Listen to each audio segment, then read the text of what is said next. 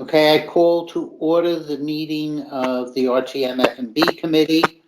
The goal today predominantly is just to have the status of where each of the teams are, and I'm just going to go down the list. So, land use and permitting. Mike, how you guys doing? We submitted a few questions to our buddies and also included the members of the RTM committee. It's Amy as well as Mike Caslow on that email. And, you know, the planning and zoning is relatively flat budget this year. There was a projected increase in ZB&A applications, which prompted the question as to whether that in part is driven by an anticipation of additional applications because the moratorium on the affordable housing, that's section 88-30G, ended in October, and I don't know whether that in fact reflects an uptick in activity there. We've asked the question. Just as we did last year, we also asked questions about what we see in the way with permit activity and potential impact on the grand list, which were, again, issues that we had when we did this review last year. Also noted, too, that the P&Z Capital Improvement Plan, which was part of the budget information on OpenGov, looked like it had not been filled in, at least when I last looked at it, when I looked at the that over the weekend. So asked the question just what the status is on that part of the budget. It's a relatively small part of the overall budget, of course. And that's basically the questions that have been presented. We've exchanged emails with our buddies, again, as I said, over the weekend. And I think, you know, at this point, I'll be looking to hear what the response is, possibly maybe a discussion or two in the next few days. That's it, Jack. Okay, and by the way, Amy's on the meeting right now, so thank you for joining us. The one thing, Mike, if you might be able to check, I spoke to Jen Chinesky, and she's asking the various department heads what accruals had been in there that they're not intending on using. So that's worthwhile to add a question in there, because I think there was a P&Z technology that may be closed out. I think it's about 100,000, I think. And hopefully then we can convince people to give that back to the taxpayers this year. Okay, I'll add that as a supplement to the questions, Jack. Super. Community and environment, which I believe consists of 3 things now, being the harbor master, the celebrations, and the beautification. Jenny and Bob, I didn't see Bob here today, but Jenny, you were here. Hi, yes. You know, we did touch base with it's Jim Palin and Taylor Carter. We exchanged emails. There's really not a lot to discuss there. We had a little question because what was on the website and not on OpenGov on the website was a little different of what OpenGov showed when you have the login and password, but we're all clear and we didn't really have any comments on it, but they have our acknowledgement that we've taken a look at it. Okay, yeah, Jay-Z changed that category to combine land use and took it out of the community environment, which created some confusion, but overall, so that one's good to go. Public Works, we have Martha and Mark. How you guys doing? Martha, you want me to go or you want to go?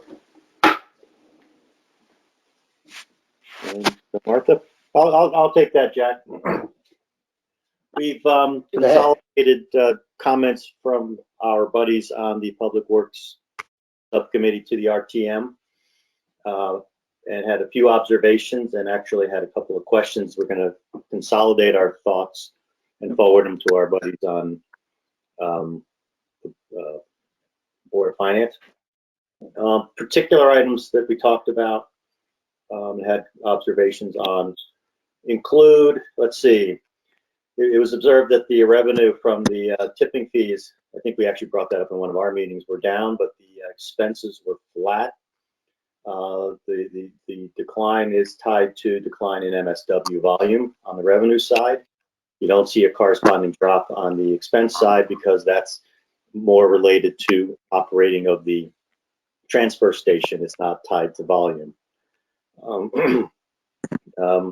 Another item that we discussed had to do with the Mather Center capital item, and it's clear that some work needs to be done there related to making it usable. A couple observations were made that is there a plan that the work that's being done there being done consistent with, and that's probably something that's going to make its way onto an item passed forward to our buddies on Board of Finance. Let's see what else we got here. Whoa, the two trucks. Took a close look at those, answered some questions on that. Those are two trucks that are slightly beyond the average useful life that the Public Works gets on trucks like that. And it also is part of I think it's a 20-year replacement plan. I think it actually might be a bit longer than 20 years. And so those are in line. Yeah, and I just, Martha, got anything else? I'm looking to hear. was that, you know, the trucks, they thought he'd get 15 years out of it now because these trucks that he's ordering will have stainless steel bodies.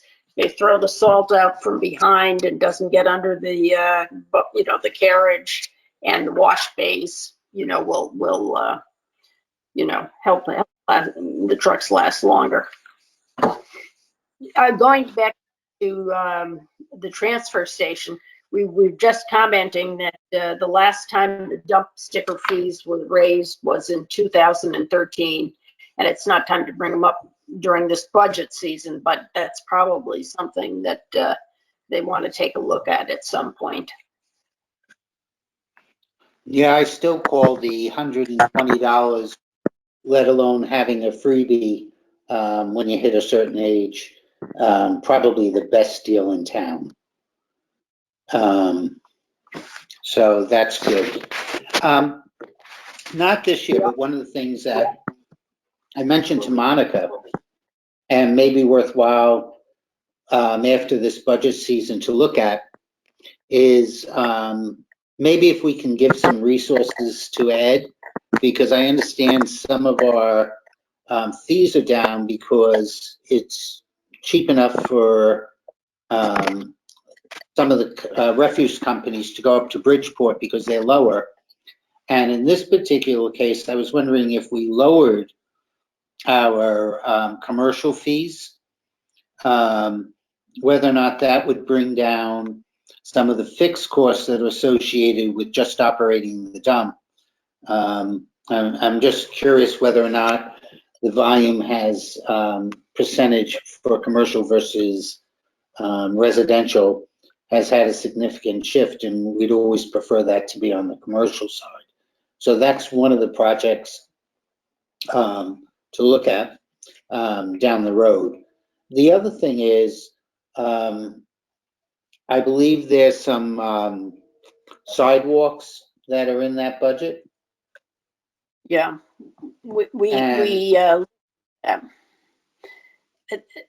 that's an outgrowth of apparently a 2019 study, and apparently we were falling a little bit behind on rehabbing our sidewalks, and that's for the next 3 years. Stepped up the number of sidewalks that he's rehabbing versus in the past. But Mark and I had the comment, this is a maintenance item. Every year we rehabilitate sidewalks, and we have year after year after year, and I don't see the point of bonding them at this You know, this is strictly maintenance. This is not new sidewalks or anything. I mean, this is just incurring debt to, really. I mean, I just don't understand why we would bond for them. Well, It's thank you current item, for, Jack. It's something that comes up every year on a regular maintenance schedule, much like, well, Road? not a paving one. the roads. Yes, exactly. Can I ask a question? Specifically, sure. Martha, on the up on the sidewalks, and I'm all for getting them. Is it because he just wasn't spending the money that he was allocated, or he didn't allocate enough? Like why, or he didn't? Like why are we behind? You know, I can't answer that. I do know a comment was made in the meeting that they particularly, with all the developments that is going on, they wanted to be certain that the sidewalks leading into the newly developed areas were in good shape, which makes a great deal of sense. But I cannot tell. Doing maintenance ahead of time then, and that's why he needs more. You know, I don't know. I mean, traditionally it's been about 500,000 a year, and he stepped it up to I think 750 a year. 750, right? Then it drops back down to 500. So Yeah. Well, I'll add to that. There were some comments about some of the longer sections that are in need of maintenance and repair are being done with the larger allocation. He cited a few, and not in. I'm trying to remember which meeting it was. He cited a few sections in particular at the Public Works Subcommittee meeting he attended a few weeks ago. But it's being stepped up to allow larger sections that are in need of repair to be done. I think it's spread. I think you're right, Martha. It's being projected to be stepped up to do this catch up over 4 years. It's being spread. Yeah. But I don't think it's necessarily that work in the past has fallen behind, but I think it's a stepped up maintenance of larger sections. And I don't know if it's upgrade or not, but I definitely heard longer sections, 1,000-foot sections. What this allows with the larger allocation in a particular year. And in terms of funding for sidewalks, I don't ever recall that has been cut. So I mean, what he's asked for, he's always received. So Well, I'm all for it. I just was trying to understand, like, if he's falling behind, let's help him out, not so he doesn't have to fall behind. Was really my point on it. we're upping the money.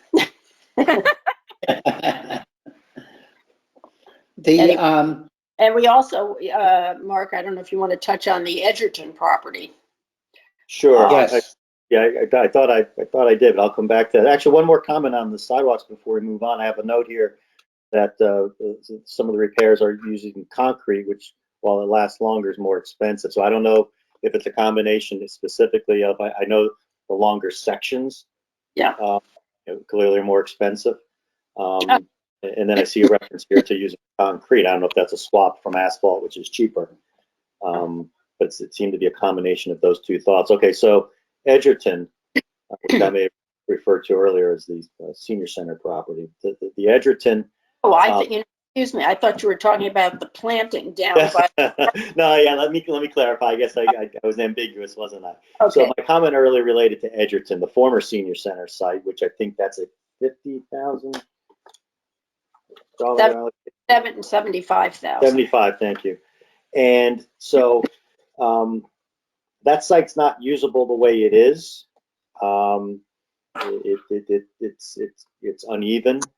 There is the remnants of a staircase. There's a broken down stone wall. That's not to say it's blighted necessarily, but it's not usable. And so, from what we understand, what's being done there is to have some grading done. I thought there was maybe some fill being brought in, and some grading and some seeding to make it more usable. Usable for what is unclear, but to make it more presentable and more usable. And that's where my comment, at least earlier, was relating to. This is making it more usable for what long-term purpose? or in anticipation of what next use. The thought that came up is there a plan that this is step 1 of, to which our understanding is that no, that there's not any long-term designated use, but that this is simply making it more presentable and usable. I think the comment was made to go and sit and have a picnic, or just to be able to use. Sort of generic. Yeah. A better explanation than that. Martha, I don't know if you came away with anything better than that. Yeah, well, I think both of us felt very strongly we didn't like the fact that it was not associated with any sort of plan. It just seems to have popped up. And I'd actually encourage everybody to go over there, because I heard trees were going to be removed. And yes, there is an old staircase there. And I thought, oh, you know, it's probably full of debris, but actually it looks like it's been well maintained. The leaves have been, you know, removed. They're not branches down all over the property. And in fact, it looks like there's a path that's been mowed from the top parking lot at the top of the property through an area. I'd actually encourage everybody to go over there. I mean, there is no plan. There was a redness and mead study done. I'm not certain in the year, and I haven't got my hands on it yet. Linda O'Leary is out. But it was 2016, I think. 15 years ago. 15 years ago. And, you know, nobody's, apparently a myriad of potential uses for the property were referenced in that plan. And, you know, if you do make it open space, are you going to leave parking for people? Are you going to put in benches? I mean, to me, there is no plan. And they seem to indicate that, well, whatever is done with the property, this probably has to be done in the first place. But I don't know why it's just cropped up now without a plan. To me, it would be better to spend the next year determining what is the best use for that property. And it may just be open space, which I would be okay with, or a pocket park. But I feel like it should be associated with the plan before you spend $75,000. Just that seemed to be a perspective that kept coming up is to spend that amount of money should be part of a longer term plan, so that whatever work is done now is consistent with that longer term use. Yeah, I mean, it looks like I call it the upper parking lot of the property, that just behind the Middlesex Middle School. It looks like teachers are currently using that parking lot during the week anyway for parking. You know, and I encourage you all to go park in that upper parking lot, walk the property, and see what you think. Okay. There's also a comment that some of the paved area that's there, some of the walks are going to be removed, but not all of it. So again, you know, how's that consistent with the future intended use? I have a question for you, Martha. Wait, but before you go, Jenny, I have a quick question as a follow-up. Martha, since my kids used to play soccer there on the Middlesex Lower, is the parking lot the same parking lot that we used to park in? Is that the upper lot that you're talking about? Well, I'm not certain. Okay, Mark nodded his head. So I yes. think it is, Jack. As we talked about that exact point, because I had 2 kids play soccer and football. They actually used it for football. I think DJFL at one point. What you're describing, I describe as the upper lot. Yes. Yeah, and my question. I haven't been there in years when a soccer game has been going on the weekend, but there's some, you know, parking in the lower part of the property. Does it ever are there ever so many cars that's, you know, that overflow fills up some of the lower parking lot? I don't know the answer to that. Yeah, I can just share that when I used to go there for youth sports, and that's going back at least 5 years. Yeah, you see people park down there. Even you see some park when the upper lot, which gets overflowed all the time when that soccer's going on. I never saw either the upper or the lower lot around that Edgerton property overflowing. I never really even saw it that full. It wasn't a prime parking spot, but you went there when you had to. Even when you had been on that lower field, it wasn't. it wasn't, you weren't getting the featured games on that lower field. It was always a throwaway. Here's the field you get available. Right, Jack? I mean, if you went there, it was never the marquee. It was never the A team playing there. Well, Well, it was some of the younger groups. U10, 11 when they're first starting out. Yep. We'd have there. Yeah, so it wasn't the older kids playing. No. Well, they used to park actually along the driveway because many Yes. times out of that lot. And Yeah. so we get I agree with that. Yeah. That doesn't mean there wasn't spaces in the parking lot. I'll say, Jenny. That just means they were I'll parking. give you that. Right? Yeah. I had a question for you, Martha and Mark. Did you, your buddy liaisons on Board of Finance, did you have a chance to share this with them? And I don't know if there's an initial thought from them, or is it just you're still in the early stages? Our next step is to consolidate these comments. We wanted to have present the comments here and get a view or any other additional input from this group, and then we're going to consolidate. It's not a long list, as you can see. The one that really kept coming up is Edgerton. Is, you know, what's the plan with Edgerton, or is there a plan with Edgerton? And then I didn't answer the question about the senior center lower parking lot there. And as Ed describes that, what's being done there is there's a big bush or growth that apparently is more economical to just rip out than to try to trim and replace it with smaller, I think it was bushes that'll look more attractive. That's I don't really didn't see it as all that awful, but I certainly agree it could look better. But it sounds like the bushes that are there are too big, not overgrown, but too big and too expensive to try to trim, and they obstruct the view coming down the hill. I think it was Martha that Ed described. Yeah, I think Yes, it's just it does. getting in and out of the park. Yeah. The site is not great, and Yeah. probably cut them down, it would be just very leggy and wouldn't look good. So they've just put in new bushes and I think a little bit of irrigation there. I'm okay with that. I have no problem.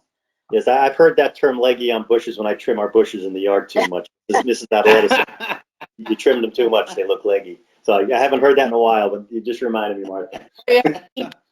So they don't turn leggy. Oh, is that it? See, I don't know. I just go with the chainsaw and go at it. Mark, you trim bushes the way I do. That's it. One and done. Yeah, I don't feel like going out there 3 times a year to trim it, you know? Nope. I have a couple of questions and a couple of comments. The reason why I was actually also asking about the sidewalks are, back a while, and I know Terry was on it. I thought, Bert, you might have been on this, but remember when we did the pedestrian study a number of years ago? I do. I was on Public Works then. Yeah, no, I know, and I thought you might have participated as well. Are they following that plan? That was called the PIAC, the Pedestrian Infrastructure Advisory Committee. It sounds a lot better than the Pedestrian Sidewalk Committee. And it was very important, and it was well received. It was in 2015, and it became part of the town plan for what they call the plan for conservation and development. So yes, and a lot of things have actually happened there. But apparently there's more money now to be called upon because more stuff needs to be happening. So my question is as we're expanding the sidewalks, the maintenance, and possibly even new ones, are they still? To be clear, this is maintenance of existing, just not to confuse people. Okay. That's a distinction to be made. So I'm just curious, what are they doing with that study now?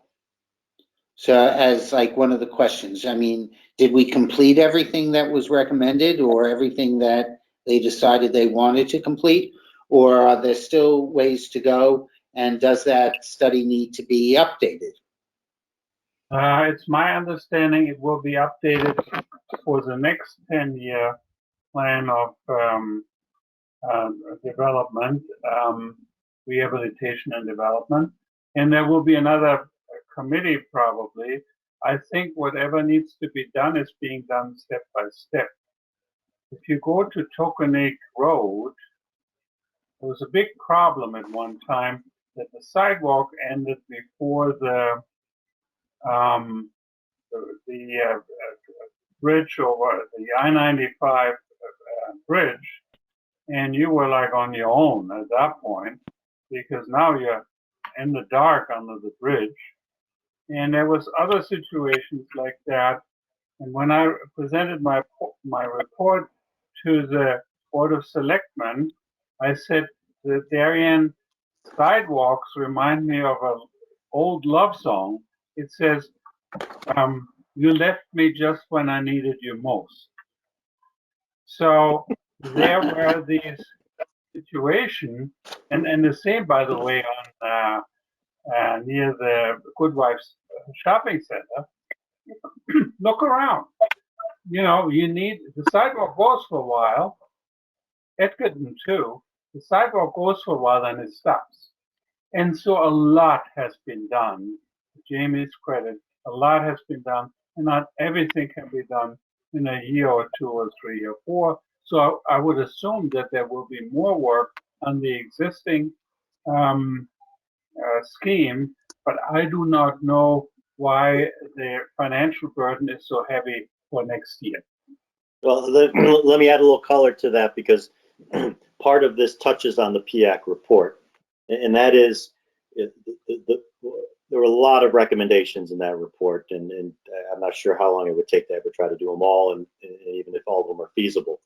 But part of what was recommended in that report was to improve access to the downtown areas and near downtown area. And some of the improvements that are slated as part of this year's budget, while it falls under the category of maintenance and improvement, is to bring those downtown sidewalks up to, quote, standard. I don't know what standard that means exactly, but so part of what's being done here is part of a regular maintenance cycle, and part of it is focused on that downtown area to bring it up to a higher standard, consistent with the recommendations of the PIAC report, I guess it was. So Mark, some of that stuff that they're calling, like they did an amazing job on Locust Hill to connect us to town, because there was this stretch that was like no man's land. It was pathetic, and they did a beautiful job. And now I feel very safe walking to town. Was that considered new sidewalks or maintenance of sidewalks? I mean, it was, because there was no sidewalk there, but it was the extension of a sidewalk. So what was it? Is that what this stuff is? Is it extent completing things? I believe that was new sidewalk. In fact, last year, 400,000 was appropriated in the, oh, wait a minute, no, I'm confused. I was looking at the wrong thing. There was a new sidewalk last year. Martha, you're correct. There was new sidewalk. I wasn't sure if it was 75,000. Yeah, I'm not sure of the amount. But I believe trying to clarify if that's considered new sidewalk or if that's considered, you know, if an extension and maintenance. I'm not 100% on the answer. All seeing meetings, and I think it was deemed a new sidewalk because it wasn't there before. That's what I would think, unless it's something very minor. But as well, people had made the point it was kind of like a sidewalk, you know, just ended, and it was ended prematurely, and so I think that was new sidewalk. Could be wrong. I grew up in New Jersey, and we had a couple of roads that ended without getting to the bridge sometimes. So yes, no, I think that they have done a good job. But I just want to make sure that that's the basis. And if it does need just a minor tweak or two, because 10 years is a long time to do a study and then rely on that for 10 years, but rather update and where there's new developments in that. The second reason that I brought up this. Jack, there's a heightened sensitivity to the issue since COVID. I have never seen as many people walk around town because you can't get to the Y, you don't want to go on the treadmill, you don't want to stay home. You know you have gained some weight, not you, but we all have.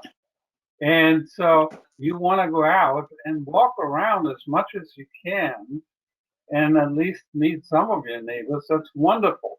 And so I think the sidewalks, there's a heightened sensitivity to that. And I believe that in the town administration, there's a heightened sensitivity to the bike routes also in the same vein. Okay, the second point I wanted to raise is when we get to the bonding areas, one of the things that I've asked of the Board of Finance is whether or not the Board of Finance has created guidelines for the bonding of sidewalks, or whether or not it's a one-off from year to year budget. Last year, we did bond some of the sidewalks that we were doing. Some of them were new. So, and I know that there's both sides of the argument, but it's just something that I wanted to raise to see if there's guidance and some thought process for the Board of Finance. I know Jamie on the use of the former senior center. I know Jamie was saying that they are looking at certain alternatives for that. But again, the question is it 75,000, and is it a short-term 75,000 to make it pretty, or is it going to take a number of years before they decide on what it is, which makes it a little bit longer term? The last thing that I'm going to be working on with Jenny is they changed the accruals for vehicles and for other things, being that they require a vehicle to cost over $100,000 before they're going to accrue for it. And then they put in some escalation clause of what they thought the vehicle, the trucks, would have to cost when they have to be replaced. And and then the way they determine what the accrual is by dividing that future estimated replacement cost by the number of years that they have until they replace it, essentially, or by its useful life. And it's a straight line calculation. I don't believe we should be doing straight line calculations on that. And I'll try and be professional on this, because I think some of those estimated costs, which the department heads have to re-estimate on an annual basis in theory, are swags, so to say. And for those who do not know what a swag is, it's a scientific wild butt guess. So it's you're estimating and then dividing by the useful life, and I think we're accruing too much. I think that even if you look at pensions and other things like that, there's some discount to what it should be, as opposed to building up big reserves in that account, and we should be as close to zero as possible. So we're going to be looking at the schedule for what they currently have for the accruals for the trucks, and see if there's a discount to what that final cost should be that reduces the annual accruals, but still has enough funds, because this is a pooled account, still has enough funds to purchase the truck when necessary. Again, because this is pooled within the capital accounts, if they're in a slight deficit from one year to the next, it really doesn't matter because it's covered by the other capital items in there. So that's one of the things we're just going to take a quick look at. And so that might reduce the accruals for the trucks, even though it's nothing, we support the trucks. We're just trying to see if we can adjust the accruals to a more corporate finance type of methodology as opposed to straight line. So just wanted to make the committee, but also Martha and Mark aware of that we started to look at that. And any help that you guys might have or thoughts on discounting, please let me know. But my goal is to see if we can keep that account at the end of purchasing a truck within like a $20,000 balance, and then we start for the next one, because they're really not replacing all the trucks every year. So, and they're accruing for all of them every year. So there's significant money going in, but it's something that we're going to take a look at, then we'll present to Kate and Jen. Well, Jack, I think if I'm following, if we have a 20 or 25-year replacement plan, and I know it gets updated periodically, would that not be an overlay to figure out what we should be provisioning for and try to smooth it out? Yes, I think that's the starting point, Mark, and I agree with you. And then you can calculate on a straight line what that amount would be if you just said, okay, I'm going to pick a year, but in year 2040, I have to replace this dump truck. And by the way, some of these trucks are rather sophisticated. They're not 100,000, they're 200,000 plus. But the question is, should we be straight lining on the 200,000 replacement cost, let's say over 20 years? Or should we say, look, yes, we know that we're estimating that it will cost us 200,000 to replace, but if we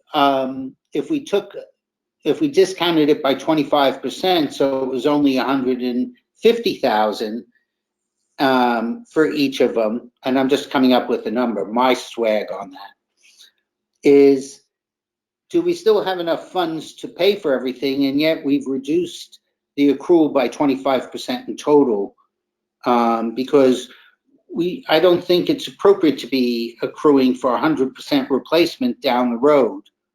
That's not how, corporations discount that, pensions discount that. And so it would be consistent with that type of financing. Although you want to sort of just cover it as close to a small number. We don't want to see 300,000-400,000 sitting in that account. And if we can get it down to 50 to 100, because we're changing, we discount the final price and then accrue off of that, I think that'll work. And so I think we're building a model to see what number accomplishes that and keeps it smooth going forward.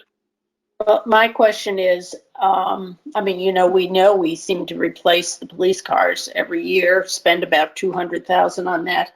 Are we really seeing a lot of ups and downs? Why not just pay for it as the need arises? Why accrue for anything? Well, these are not honestly, fire trucks. They're not 800,000. That's the cheap one, Martha. The fire truck is 800,000. Well, we're but cars, aren't we here? Yeah, in the past, they were accruing for all public works, park and rec vehicles that had to be replaced. And I know Ed has a lot that cost about 85 to 90,000. Right. Those are now going to be paid in the year that we need to do it. Now, it's very similar to what the Board of Ed does when they're replacing a vehicle. So anything that didn't hit $100,000 in cost is not going to be, or in future cost even, isn't going to be accrued for. And it'll be paid in the year that it occurs. but it's, I think they have, Jenny, did you get a chance to look at the PDF on that? I think they have like 10 or 15 that are somewhat large. On the, not on the Public Works. Only Okay. on the- I haven't looked. So those are the ones that we're gonna look at and see, yes, this is the final course, but if we discounted and we're accruing on the final course, what's the change? But as well as what's the due date of what we're spending on, but some of these get up in the 200,000-300,000 range. So That So should be, we're trying to smooth out the replacement of the larger vehicles. Is that where you're trying to accomplish? yeah, we're trying to smooth it out, but smoothing it out at 100% may not be the best methodology to do it. If we could say, yeah, here's what we're going to spend, but I'm going to reduce what I'm accruing by 10%, and that's what I'm going to accrue for. We'll still have the money in the bank to buy them when necessary, and we're not overtaxing our citizens to build up a fund, which quite honestly, under the current investment scenario, isn't earning anything. So, Okay, well, if you wanted to smooth, I'm just tossing it out there. Now that I follow what you're suggesting, if you smooth it, if you accrued or spread it out instead of straight line, which kind of front loads it, spread it out at roughly the same escalation rate that we have in our annual budgets. I don't know, 2%, 3%, 4%. Then you're not overtaxing the taxpayer now, but you're accruing and growing that accrual at roughly the same rate the budget's growing. I don't know. I mean, that's a discounting concept. That's one way to do it. If you're looking for a rate to apply, use the same growth rate that we have in our budgets. And I know we don't know what it is until it happens, but we have some history that tells us it's pretty predictable. It's going up. yeah, you may have just simplified our analysis, which I appreciate. I like that. Yeah. Well, I kind of, like that concept. Jack, I'm kind of following Martha's train of thought. There are towns that do everything pay as you go other than major investments. Okay, a school, a new senior public center. works facility, all kind of things. We agree on that. That is a capital investment and that should be done over time. But we always talk about accrual. First of all, it's not really an accrual. An accrual is an accounting term. We're saying we're trying to put an equal amount of money into something that we know is going to have some volatility as to the drawdown. Yep. Okay, but on the other hand, when you think about businesses, they have the same issue, and what they do, sometimes they delay the money, they delay what the money has to be spent on, and they say, okay, maybe that project can wait another year, and so they're trying to smooth it out on the expenditure side. I can see how now we're getting into bonding almost everything. And when we do bond, we do remember we have expended the same money, but on top of that, we will have to pay interest. Now the interest is not very high, but it does add to the equation. We should always wait, and that's going to come up later when we discuss the fire department apparatus. We should always weigh, is it really big enough to be a capital investment, or should it be pay as you go? Well, yes, none of the, I don't think anybody's suggesting that we're bonding for the public works truck. It's just it's the concept of what are they putting in there, and as I said, for some estimate down the road, that's something we're looking at. All right, let's move on to Park and Recs. Jenny, Bob's joined us if you didn't see Mike before. Hi there. Thanks, I got it, Bob. Yeah, we sent, Okay. so Bob and I reached out, or actually Dan Baumgardner and Rob Cardone reached out to us. And we submitted our questions to both Dan and Rob and Adele and Cheryl and Patty, who are RTM Parks and Rec members. And we had, no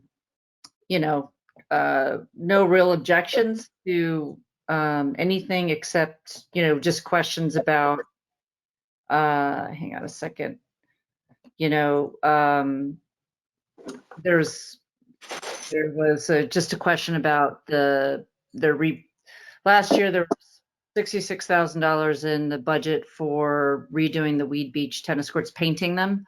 And the Board of Selectmen had cut them, and they cut them to 36. And then as you recall, we ended up cutting that further for a couple of reasons and eliminating it. Those courts are now, our only question there was, is that 66,000 number still real? Where did it come from? Are we sure that's what it's going to cost to redo all of the courts at Weed Beach? The question about the mower came up, and they referenced the fact that they need this mower to help increase productivity, to get a couple of crews going to do, I guess, because they're doing more property with Highland Farm and whatnot, but it also can serve as a backup mower. And we asked if their other mower, can we get a read on when that thing's going to need to be replaced, because I'm surprised they have one mower in the whole town. But, anyway, and then, I think other than that, there was a question about, the Pear Tree Point Beach. So as you know, on the concession stand last year was a $30,000 budget item that we removed. We actually moved 25 of it. And the Parks and Rec department went back to the drawing board, and they found that there was, they could buy the existing equipment at both Weed Beach and Pear Tree Point Beach for $9,200. So we got two kitchens for a third of the cost. And McGuane, Jenny. Oh, so yeah, that's why I was Yes, confused. I didn't know McGuan was in there too. Yep. Okay. So I think I'll double check that. But so regardless. Well, I can give you, the purchase of the equipment is for Weed and Pear Tree was added because that project isn't moving forward. However, whoever manages the concessions will do Weed, Pear Tree, and McGuane. Okay, my bad. That's where McGuane comes in. Right. So the only thing we added is there was discussion at both the Parks and Rec Commission as well as the RTM Parks and Rec Committee about addressing some sort of general maintenance, and Martha can probably attest to this, just general maintenance on the bathroom. And I know they're contemplating a project there, and it's still in the works, but they're certainly going to be expecting a fair amount of concession traffic at Pear Tree Point Beach. The bathrooms at Pear Tree Point Beach could use a little love, a little paint, maybe a change of a fixture or two. And I know there was concern about doing anything to that bathroom for fear that it would run into the FEMA allotment for doing a bigger redevelopment project. But our understanding is that as long as you don't need to pull a building permit, it won't run into that FEMA requirement for capital. So we did ask them to consider making sure there was enough money to spruce up. We're talking, $5,000 to put money back in there to make sure that they had enough to make the Pear Tree Point bathroom look okay, should they choose to go do that. I think both the commission and the committees feel that they were worried about doing something there, but so they didn't include it. But I think, that's a Board of Finance decision. I think we suggested that it might be made available. And then, go ahead. I was just going to comment that I know the Park and Rec, the RTM Park and Rec Commission made a recommendation to the Park and Rec Commission that money be included. I mean, they had a vote, and I think it was almost unanimous that everybody felt maintenance dollars should be in the budget for for Pear Tree. Just Okay. to add that color. Right, I think it would, I think the commission, I think it was ultimately taken out for concerns over like getting it muddied with the potential long-term project that's being contemplating there. And I think that's apples to oranges. I think you still have to maintain your properties in, you know. And in fact, these bathrooms haven't been maintained for years with the thought that something will eventually be done at Pear Tree, but this has gone on and on and on. Kicking the can forever. And then the last thing, and I know it's doesn't exactly fall under Parks and Rec, but I don't know where it lives, is the, I know there's a landscaping plan for Highland Farm that's supposed to start. I know we got a grant for 92,000, but I just want, That's not part of the budget, so we're gonna just let that go. oh, okay, 'Cause that's what they're gonna tell us if we pursue it. okay. Just wanted to know if there was enough money. We can, yes. What I might suggest is you call Kate or call Pam Well, and I'll ask let Dan and, that. I was gonna let Dan and Rob ask those questions, because that's, they wanted us to, Yeah, they're gonna get the same response. okay, that must be a big secret. Yeah, and then Jenny, No. one thing I think I mean, you did a great job as far as leading the charge on all this, and you hit all the high points from your email. I just reemphasize on the Pear Tree Beach that I think we're reasoning as to why they don't want to spend any maintenance money if they don't, because I'd hate for them to have that be a reason that they use next year for why they need to spend $3 million to build a new building. And I think we as a group are owed that explanation one way or the other, because I think that'll help us going forward. My only point. So they have our questions, and, you know, communication's been great, and well, I'm Yeah. not sure if we're actually having a meeting, but, you know, we'll see. You should press for having a meeting with everyone, at least a Zoom. You do have until the 23rd to get some response on that. Yeah. But yeah, I think on some of these, it's worthwhile to not just pass things back and forth, but rather have a conversation. Will do. Yeah, push Dan and Rob to set something up on Zoom. I'm sure they first have to send the questions in, but yeah, I think that's going to be a worthwhile conversation.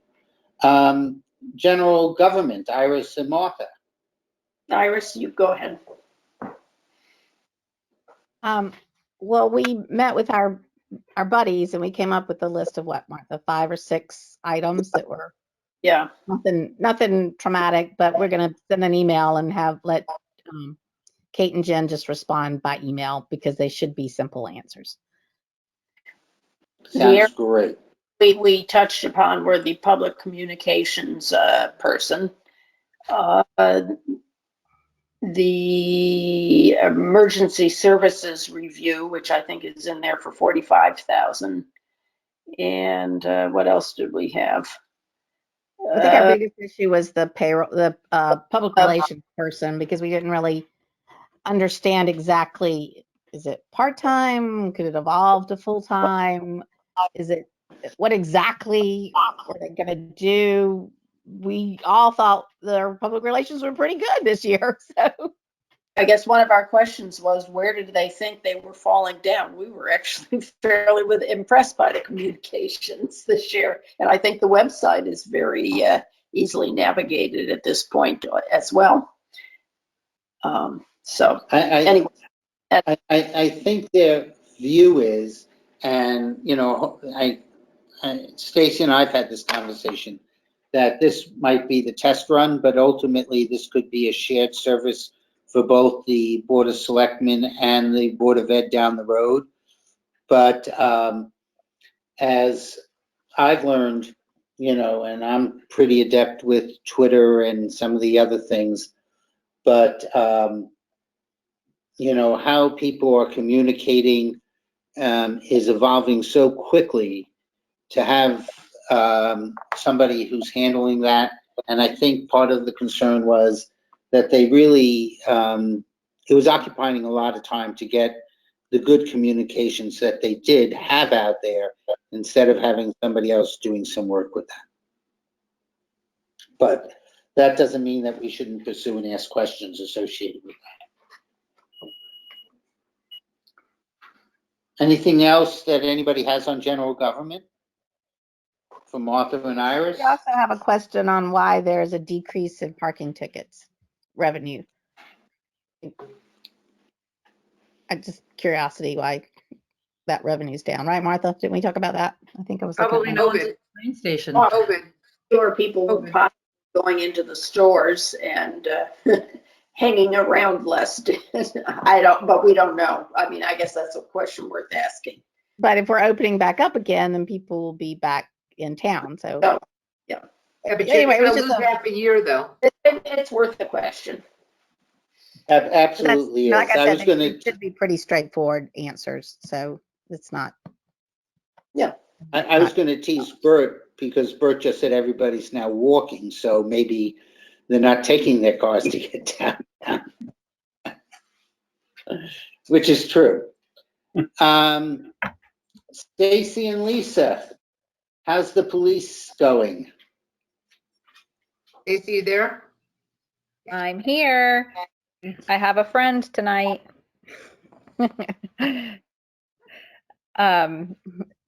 Police, we have reached out to, or Rob and Dan, and James Patrick, Mac Patrick, and Lisa and I have exchanged some emails and information. I sent in a couple questions, Iris, with you in mind, some more clarity on the riot gear. In years past, when we talked about civilian dispatch, we've talked about a narc detective, and I just wanted to know the status of that position. That was sort of all I sent in so far.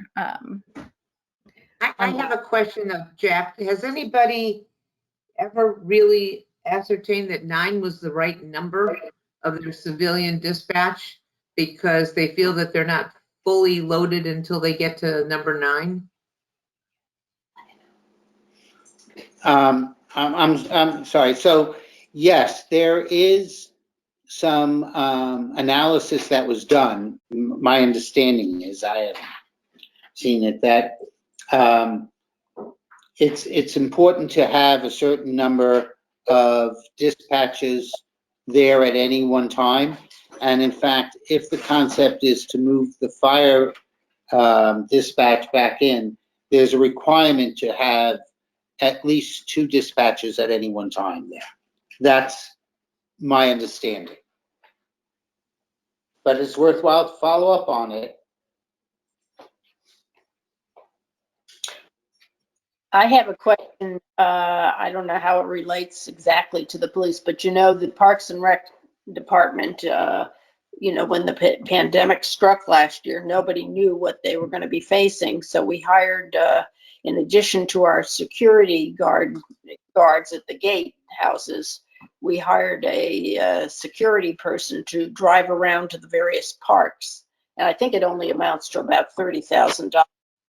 But it just strikes me, if we're adding dispatchers and freeing up our police, isn't this, and it looks like we're coming out of the pandemic. I mean, I don't know, but I mean,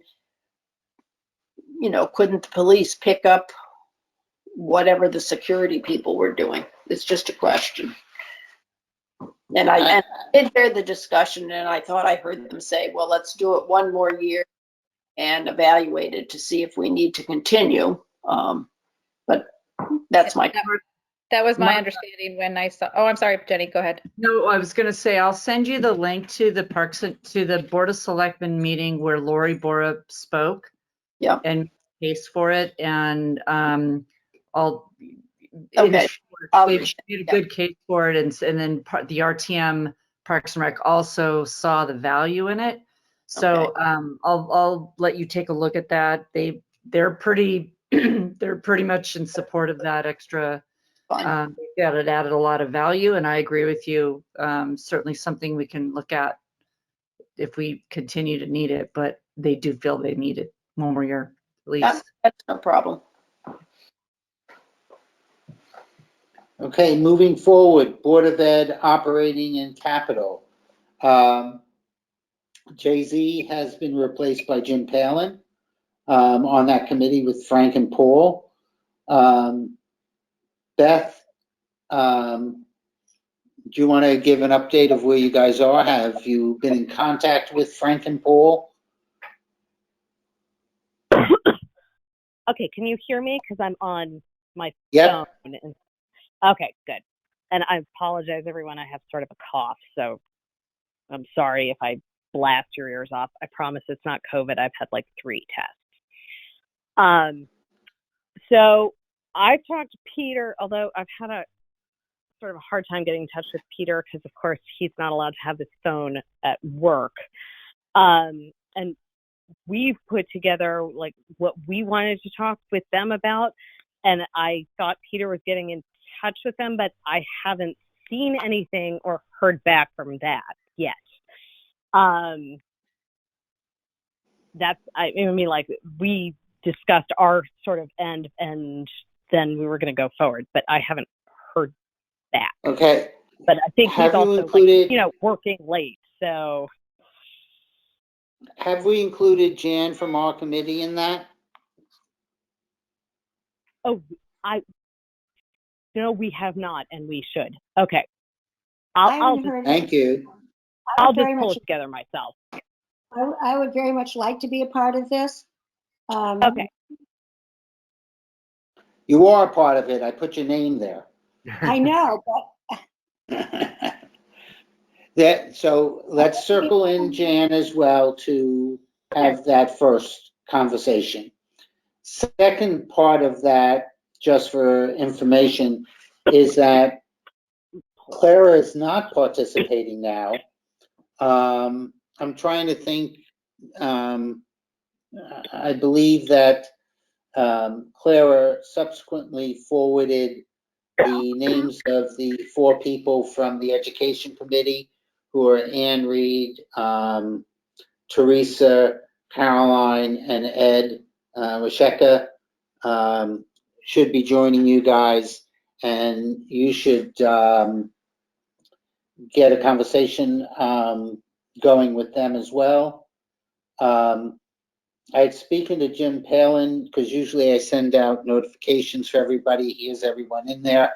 And Jim said he was going to do it, but if you haven't seen it, then I'll send one out anyway. Okay. I'm sorry. Yes. Yes. I'm sorry, Jack, what is it that you're sending out? I send out a meeting notice saying, here's everyone on the team. And I already sent one out. That's how I found out from Clara that she had already done the switch. And so I'll now send it out with all the parties, just to remind them that it's, you know, good to get together, as opposed to everybody working in a silo and then thinking that that's a team approach. Especially since that's a big part of the budget. For Beth and Jan, I heard Taylor the other night talk about asking Dr. Adley about whether he felt that there was enough funding for mental health, and I would just wanted to add that, as I also have that concern. For those of you who don't know, I am a special ed advocate, and I can tell you my business is booming right now, and it's all social, emotional, mental health. Yes, I have to say, it's a big concern of mine, Stacy. It'll be something that I will definitely want to pursue. I'm not quite sure how this all goes. This is my first year, but as a grandmother of a kid that's still out of school, I see it, and I'm sure many others on this call see it as well. So it is a big concern nationally, and one that we should be addressing in a town like Darien. Should not be that big. Well, I want to remind everyone, there are certain national issues, But that group is not to redo what the Board of Ed put forward, but rather to review their budget as it is currently presented, and see where that stands. I understand Because that. we but- can't add to that budget.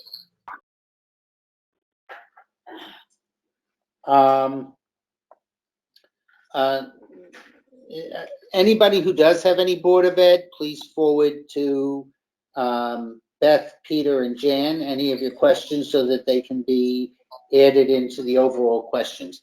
Typically, when Jim does something, he does ask for everybody to submit the questions. He consolidates them, he gets answers, and then they have a meeting. So I'm just assuming that he's been otherwise preoccupied because he's on quite a few of them this year. All right. Are we, anything else on Board of Ed? All right, we can go to town debt and sewer, school, town, and sewer debt. I actually, working with Jenny and Louisa, put together a series of questions. Some of them, based upon Jenny's research, asked them to update some of the OS document that was last done in May of 2020. There's other questions on as to the 30-year debt versus 20. Jen gave me rather a very good quick answer on that, but we still have it in there. There's some other questions again on whether or not there's Board of Finance guidance or decision on whether or not to do sidewalks, and a series of other questions associated with town debt. So, one of them is, if you recall, Jen Chinesky was, we had a lot of debt that was due right after the start of the fiscal year, and Jen was starting to try and smooth the debt and the interest versus the interest in principal payments to move that, some of that into April. So one of the questions is where we are in that process. So, go next to excess costs and other grants for the Board of Ed. I'm assuming we're at the same place that we are with the Board of Ed. So anyone who has any questions on that, please forward them to Beth, Peter, Jan, and I'll speak to Palin about getting something going on that. The capital grants and revenue, there are 7 line items in there. 2 of them we're not getting, have nothing to do with this year. We're not selling assets, nor are we getting certain energy credits back, which we had in the past. So I believe 7 items are the investment income, which dropped by 90%, and that's calculated by Jen. And what she did is put in the current year's accrual revenue that she's gotten year to date. So it's gone from 100,000 to about 10,000. That's offset when we do the transfer into the capital budget. The other 2 that are coming from, or 3 that are coming from the state, are basically we're putting in what we got this year. And the last one is actually the transfer that we won't know until the budget is finalized. That takes care of that. Louisa and Iris, you can speak about library.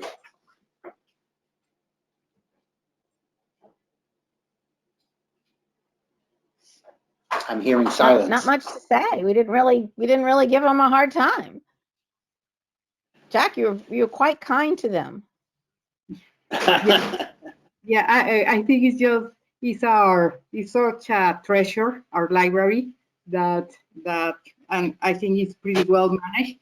And a lot of what it is, the conversation went about the replacement of the sorting machine.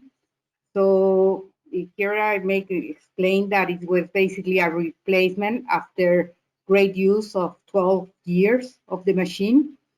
And she also mentioned that, which I think that is very important to see, is the donor base continue even with COVID. And Friends of the RTM have been, the library has been able to keep up with donations. So I thought that it was just, they do an outstanding job. And the managing of budget just came with a small difference, probably from the proposed budget, $2,000 less. So I'm pretty impressed of the way that it's handled. Our treasury are really our pressure. So, but Iris or Jack, if Well, the one thing then that we have- go ahead, Iris. I was going to say, I mean, what is it, a 2.6 increase overall, and it really pretty much is in salaries, right? yes, And then in the pensions and the related employee benefits. yeah. So And also Yeah, the compensation is we are below comparison if we compare to other towns. And again, most of a lot of big chunk on the budget, I think it's just 67% is compensation, but it is we are below what our peers are compensating their staff. That's what they've been saying for a number of years. So, I buy that with a grain of salt. On the other side, we have such a sophisticated training program that other libraries do not provide, that working in a Darien library definitely positions you for a future career. We're further along in the automation. We do training programs that are part of that you don't see in the other libraries. So while everyone likes to get more money, there are certain experiences that provide working for a Darien library to be a worthwhile endeavor. Well, if this is the year they got it right, then next year we shouldn't see as high as increases. Yes. I also, one of the things that we're not providing, and again, there's a turnover in management this year, but there's an allocation of salaries between the Friends and the library itself. And in the past, we were getting we being Kate and Jen, were getting the salaries of the individuals and their allocation to either the library or to Friends. Alan and I had an ongoing agreement to not agree, because Alan said that he worked 100% being the highest salary for the library, and anything that he did for the Friends was on his own time. Well, when you're running a place, you don't have your own time. And I always thought there should have been some allocation of his salary to the Friends. So, our former colleague Tammy's there as president now. Another colleague of several of you from CDSP is now the treasurer. And so they committed to get that analysis to Yeah, she didn't appear to know that was part of what she was supposed to present. I think that looked like that was a new. In my impression was that she didn't. Yes, I think that we caught him a little bit by surprise, but it's not a high level, because it's that allocation that proves the high level one. And in the past, that's how we uncovered that the town was picking up 100% of the workman's comp and another couple of items that were there. And so while I'm a strong, it didn't seem like it would be a problem that they'll get it. Yeah, I'm not worried. With the 3 people that were there from the library, I'm not worried at all. I have confidence in the board that was represented there, having worked with both of the individuals previously. and this new director seems to be very astute. Mhm. So, but we'll see what that comes out once Kate and Jen have an opportunity to review it, because, you know, we don't see the salaries or anything, nor have we ever requested, but it gives them a time to look and just have another area to reconcile what they're getting. So, so we did put in the request, and I'm sure they'll get it prior to the discussion on the 30th. Stacy and Lisa, how you doing on protective emergency, animal control, and that other area? Have you been in contact with Paul or Jay-Z on this area? I know Max also on that. Yeah, we've just exchanged emails, but we haven't met on that one yet. Okay, have you exchanged questions or anything? Not yet. Not yet, Jeff. I would suggest that you may need to take a bigger lead, otherwise it may just fall by the wayside. Okay. Got it. Got it. Thank you. Human Services, which is Taylor and Palin. I joke that Jim's one of the few people that never have his first name mentioned. It's Louisa and myself. I haven't had any contact from Jim on that. So we'll speak to Mac and see if we can move that along. Yes, and I just talking with just the budget is so small, and when I met Ali, the head of the department, Ali Ramstack, because I Yeah. dropped some goods for her pantry that she uses. I think it's just basically is the increase that she's requesting is almost nothing. And what she made the comment, and which is the similar what we got from the Darien, the Friends of Darien, that the donations have been coming along very nicely and in excess of what she was expected. So her budget is still at the minimum, 236,000. She just lost a half-time employee, Diana, that took a full-time position somewhere else. But I don't expect anything that there's not too much here to do, Jack. But I will Well, follow. let's take a look at it and speak with them, and Okay. then we can pass judgment. Okay. Yeah, I look, even if it's only 200,000, and it does take about 80,000 to move the needle, Yeah. and Ali is really great and everything, I think it is still worthwhile that we look at it with a sharpened pencil and ask our questions and then move forward. Yes, and it's mostly compensation, and I know that with the Royal they have increased a lot the support that they have been giving to the previous residents. 13, I think 13 are back, and there's now 40 new people, so they are trying to serve on helping them with the energy assistance, and she just sounds that they are very, very busy, but lucky they have received the donations from. Yeah, no, it's a nice run organization in general. Bert, other than my joking email where I said that Taylor and Palin could handle the general and Bert was going to handle the miscellaneous, have you had any communications with them? Yeah, we have, Jim Palin acknowledged that we're onto that. It's really not a big budget item. We always have to be sensitive to what is in miscellaneous, because when I was an auditor, I always looked for the miscellaneous to be something where people put things they couldn't put otherwise. And if it's large, you know you're onto something. But I don't think it is a large account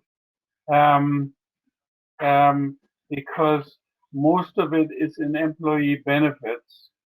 And that is really not something that people can change. I mean, that's part of the contract between the town and the unions. So that is something that we need to watch, though. So that's an item that will come up into the discussion a little later, but I'm on top of it. Super. Other revenues, Bob and I are on that.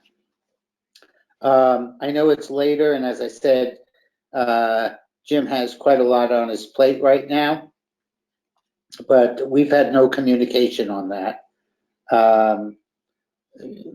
Why don't Bob and I will work on it? I'm going to be out of pocket for a little bit next week. But Bob, if you can look at the revenues and ask certain questions of what's going on. Oh, that brings me back to the, I'm sorry, Mike, to the land use and the permitting. We have another $759,000 in the building for the 3 town projects, where only one is moving forward. And this has been sitting out there for a number of years, the same amount, and we don't seem to collect it. Now, ultimately, what's the amount, Jack? About 750, or it's 759,000. Okay.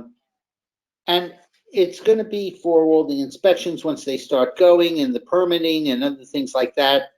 And it's not a question of whether or not we are going to get it. It's 750 in the first year, and I believe 650 in the year after, because they always thought of it as a 2-year hitch. But you know, it's a large amount to be there. Mm-hmm. And overall, we should be talking about revenue, because even with the slight increases that they put in there, and I believe town clerk being a little bit higher than it had been in the past, revenue, overall revenue for the town is down almost $1 million, I believe. So I have to check that number. So that's something we should be looking at, of why it's down so much. Good. Got it. I'm not saying that it's the wrong estimate. It's just that we should understand why. Fund balance, that's Bert and myself with Jim Palin. And I think that that's going to be pretty simple. I've already started some conversations of, you know, we're down a little bit because of the 1.8 that was on the special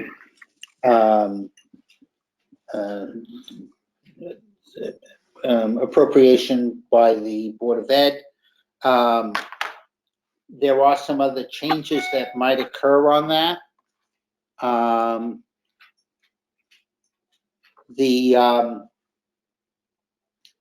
What you call it? The key is that that's probably the last thing to be done. So based upon the fact of, we'll have better estimates of what's coming in, extra funds from the Board of Ed and from the town side. The town isn't going to be as high as it was in the past. From speaking to Jen, it's going to be a little tight. So, you know, and with the overall budget going up, the 12% will rise as well. So that's a conversation we'll have near the end when some of the other things are figured out, but we'll move forward with Jim on that, probably in the latter part of next week coming up. All right. With that in mind, I'm going to briefly go and say where we are in the, I put down fire engine bonding. Basically what that is that Jenny has worked on a stupendous analysis on looking at the replacement of each of the fire engines and comparing it to the bonding by preparing a bonding offering sheet for virtually every one of these bonds. It's been reviewed by Louisa and by Bert. It's now in the hands of Jamie, Kate, and Jen. And when I spoke to Jen about it, she said, this is a lot of equipment to look at. I mean, a lot of information to look at. But her and Kate were talking about taking a look at that because we want the focus to be on the concept rather than the model that was built. So they're kicking the tires of the model. As soon as we have that back, which I'm anticipating will hopefully be next week, we'll then be in a position